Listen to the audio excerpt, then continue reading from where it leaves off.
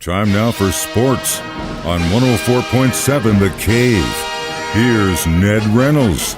Mike the intern, Ned Reynolds in the studio. It's Monday, back to work, and right now it's all Boston in the NBA Finals. Celtics have a 2-0 lead in the best-of-7 series over the Dallas Mavericks. Last night was Celtics 105, Mavericks 98. Actually, the Mavericks were in it even though they trailed much of the ballgame. There were two key periods, one where they fell behind by double digits late in the third period when they couldn't score, and then as they were rallying and coming back, a key moment with under a minute to go. P.J. Washington of the Mavericks stole the ball, went in for a dunk, and it was blocked by Derek White. And they're in, and the Celtics took it over, went down and scored on their own, and that really made the big difference. That took the starch right out of the Dallas Mavericks. Now, the next two games, beginning on Wednesday night, are in Dallas. Maybe a different story. Dallas is certainly competitive, but they aren't as good as the Celtics.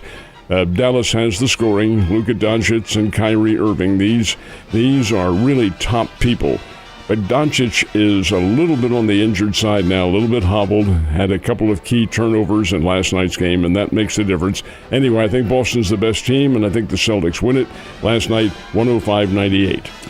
Scotty Scheffler, man, are we watching something great right in before our eyes? I mean, at a certain point, you got to start talking about that, man. The guy's consistently just right at the top of the mountain almost. Well, he is the number one golfer in the world and has been rated that and has been for a lengthy period of time. He's only 25, 26, 27 years old, somewhere around there. And he is, Mike, in a groove right now. Everything is going right for him other than being arrested at the PGA. But we'll see how this manifests itself. Scheffler didn't play his best golf in the final round yesterday, but his lead was good enough to allow him to win it by one stroke. He shot a 74, and that's I think only the second time this year that he's been over par. But here's Colin Morikawa right there on his backside and nipping at his heels and couldn't quite catch him. Anyway, Scheffler wins the Memorial by one stroke, and that's a key because the first prize is $3,600,000, and Scotty Scheffler has pocketed several of them this year. This is his fifth tournament win. And now this week, the one coming up is the one they really want. This is the U.S. Open. That's the national championship of this country. It all begins on Thursday at Pinehurst in North Carolina. All the big names will be there. Scheffler, quite obviously, will be the favorite.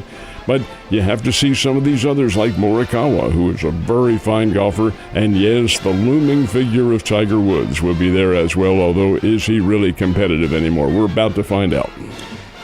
27 years old. I don't even want to talk about what I was into at that age. It wasn't winning $1 million on the golf course, I'll tell you that much. We also had some racing this weekend. What happened in NASCAR? This is the only one of the courses that NASCAR uses that is specifically designed for road racing. It's out in Sonoma, California, and it's had several names since it was inaugurated back, in the late 1980s.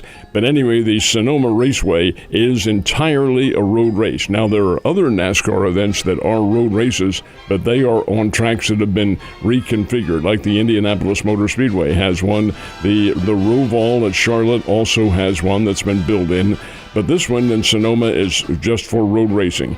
And the event was won by Kyle Larson. He led for the final 9 laps of the race, but it was a really good race. Michael McDowell finished second in the competition, but Kyle Larson, who is arguably the best driver on the circuit, does get the win. So it's kind of a good news, bad news situation for St. Louis. They did win yesterday, but they kind of evened the series with one of the worst baseball teams in the league. Your thoughts on that series, I sir? really thought the Cardinals would sweep this team. Big I thought time. they'd win They 4 should've. straight, and they did not do so. They split it.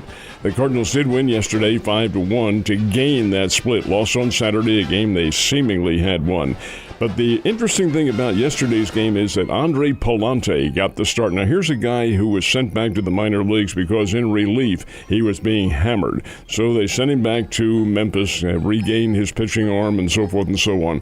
They put him in as a starter now. First game back as a starter, he pitches great against the Baltimore Orioles. His second game back, the Philadelphia Phillies battered him around pretty good. But then in the third one yesterday, he stops the Rockies for about 5 innings, and hey, that was the catalyst for the victory. Alex Burleson, another former Springfield Cardinal, hit his third homer in 7 games. He's been on a tear. And the Cardinals get the win over the Rockies 5-1. Cardinals still 2 games under the 500 mark and get set to host the Pittsburgh Pirates tomorrow night in a 3-game series. So it's the Cardinals still scuffling along right around the 500 mark. Royals, though, even though they didn't sweep the Mariners, they still took that series, and that's a big deal. Came close. Played yesterday, and it was a 3-3 game in the 10th inning. Seattle counters with 3 runs, 6-3 lead. But wait a minute, here come the Royals. They are a resourceful ball club.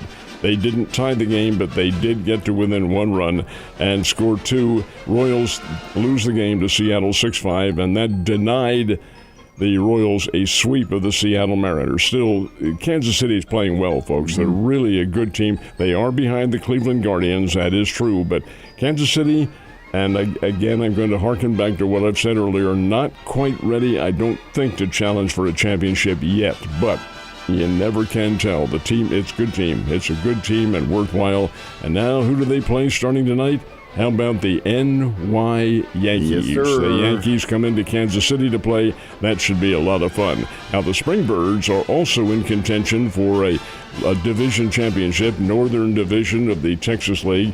And Springfield's lead in the Texas League is a half a game. Could have been more, but yesterday the Arkansas Travelers, playing in Little Rock, got a sacrifice fly in the 9th inning and beat the Springbirds 2-1. Good game, well-played game. Now Springfield returns home, and another big chance to perhaps put some distance between them and the Arkansas Travelers. It'll be the Springbirds against the Northwest Arkansas Naturals starting tomorrow night, 6-game series. And that'll be at Hammons Field.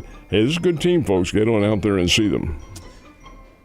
Last but not least, we do have a full 18 field for the College World Series. Is that right? Well, we have 7.5, I should say. 7.5. I raised it by 1. Close enough. One of the teams has yet to be chosen because there is a deciding Game 3 later on this afternoon or tonight. That's Georgia versus North Carolina State. And the winner of that one will make it an 8-team field. Right now you have the 7 of the 8. Tennessee, Kentucky, Texas A&M, North Carolina, Florida State, Virginia, and Florida. That's the 7 teams that are qualified, and then either Georgia or NC State, North Carolina State, will be the 8th team. That competition begins Friday up in Omaha. That's a big deal. That's the NCAA National College Baseball Championship, euphemistically known as the College World Series. Who you like going into this series the most? Tennessee. Yeah, I think they're that's really what I good was team. thinking too, man. Watching them this year, they have been just lights out, Ned. You have a great day, and I will see you mañana.